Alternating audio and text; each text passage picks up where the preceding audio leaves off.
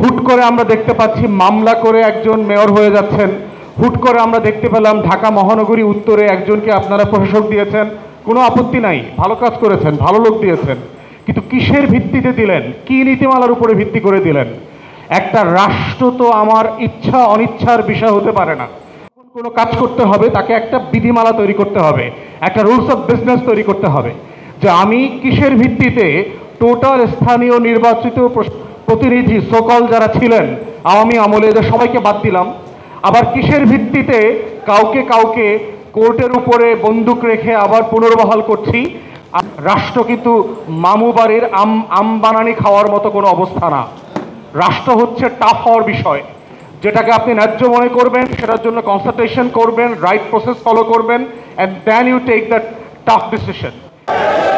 অতএব অন্তর্বর্তীকালীন সরকার এবং উপদেষ্টাদেরকে বলছি, এই রাষ্ট্রের সাথে মুক্তির লড়াইতে ওয়াদা ছিল যে এই রাষ্ট্র মানবিক মর্যাদা ফেরত দেবে, এই রাষ্ট্র সাম্য এবং সুবিচারের ভিত্তিতে তার রাষ্ট্র তৈরি করবে, কিন্তু সেই চুক্তিটা বারবার লঙ্ঘিত হতে দেখছি। 24-এর গণ অভ্যুত্থান was a glaring reminder for the interim administration not those things to happen again, কিন্তু আমরা দেখতে পাচ্ছি সেগুলো আবার হচ্ছে।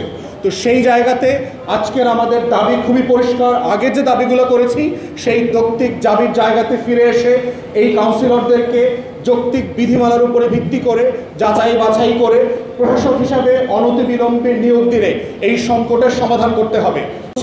এই সরকারি আমলারা জনবিচ্ছিন্ন জনগোষ্ঠী, কার জন্য কোনটা প্রযোজ্য এবং প্রযোজ্য না সেটা যাচাই বাছাই করবার সক্ষমতা তাদের নাই।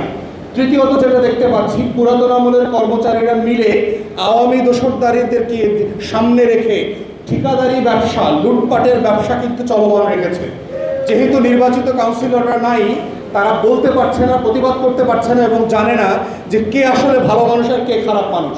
তাই ঠিক আগের প্রশাসন দিয়েই এই আমলাতন্ত্রের শ্যাডোতে থেকে, ছায়া থেকে এই প্রশাসনটা কাজ করছে, যে এই প্রশাসনটাকে ভাঙার জন্যই আসলে আগস্ট সেপ্টেম্বরে এই প্রজ্ঞাপনটা জারি করা হয়েছিল। তাই সরকার যেই জিনিসগুলো মাথায় রেখে কাজটা করেছে আমরা বিশ্বাস করছি এবং বোধ করছি তার প্রত্যেকটা আসলে ফেল করেছে। অতএব তার আগস্ট সেপ্টেম্বরের সিদ্ধান্তটা একটা ভুল সিদ্ধান্ত ছিল এবং এটা ইমিডিয়েটলি সংশোধন করতে হবে।